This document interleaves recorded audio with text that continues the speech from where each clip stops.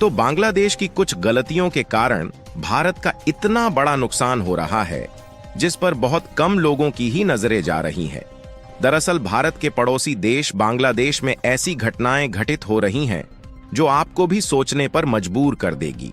और इसके कारण न सिर्फ बांग्लादेश में उथल पुथल देखने को मिल रही है, बल्कि बांग्लादेश की कुछ गलतियों के कारण भारत को बहुत बड़ा नुकसान उठाना पड़ रहा है। क्योंकि पिछले 1-2 महीनों से बांग्लादेश में काफी ज्यादा क्राइसिस देखने को मिल रहा है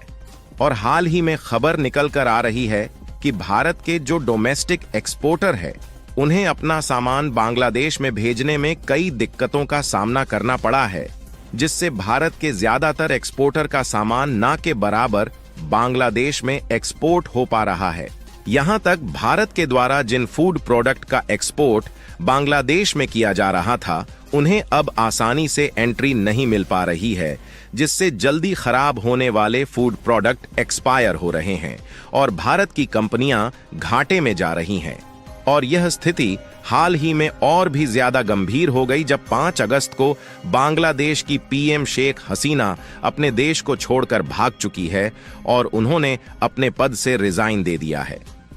पूरी खबर क्या है, विस्तार से चर्चा करेंगे,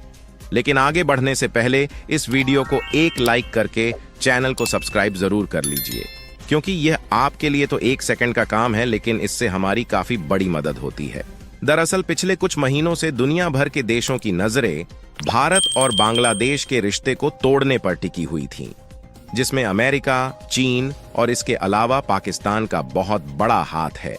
यह तीनों देश मिलकर भारत और बांग्लादेश के बीच द्विपक्षीय व्यापार और आर्थिक संबंधों को देखकर पूरी तरह से परेशान थे। इसलिए यह बांग्लादेश में शेख हसीना की सरकार को गिराना चाहते थे, ताकि भारत और बांग्लादेश के बीच रिश्ते में दरार आ जाए और भारत जो दूसरे देशों के साथ साथ श्रीलंका, बांग्लादेश और भूटान को धीरे धीरे कंट्रोल में लेकर वैश्विक बाजार में सबसे तेजी के साथ आगे बढ़ रहा है, वहां पर भारत पीछे हट जाए। हालांकि यहां पर भारत के लिए इन देशों ने जो चाल चली, वहां पर यह लोग सफल हो गए हैं और हाल ही में खबर निकल कर आ रही है कि बांग्लादेश की पीएम शेख हसीना बांग्लादेश को छोड़कर अपने हेलीकॉप्टर से भाग चुकी है और उन्होंने अपने प्रधानमंत्री पद से मजबूरन खुद रिजाइन दे दिया है। भारत के लिए इतनी ज्यादा बुरी खबर है, इसका अंदाजा आपको इस वीडियो में आगे पता चलने वाला है, क्योंकि जब से बांग्लादेश में विरोध प्रदर्शन हो रहा था,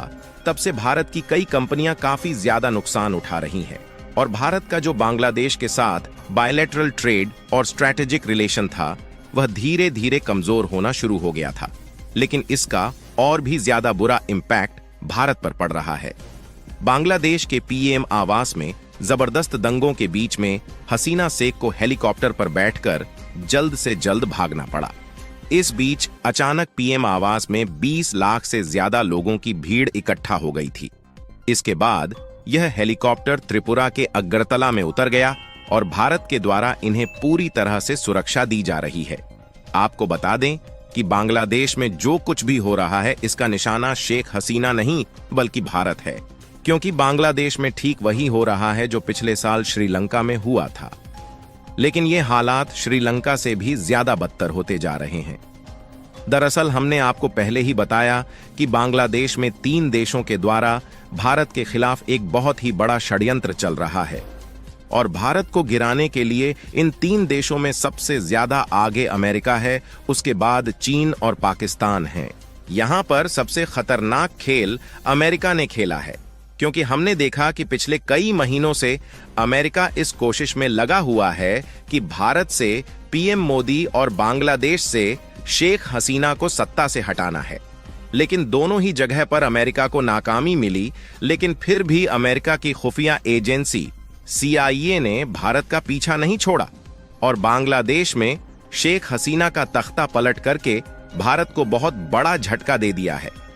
अगर आप इस रिपोर्ट को देखें तो बताया गया है कि अमेरिका बांग्लादेश के हिस्से में एक सैन्य बेस बनाना चाहता था,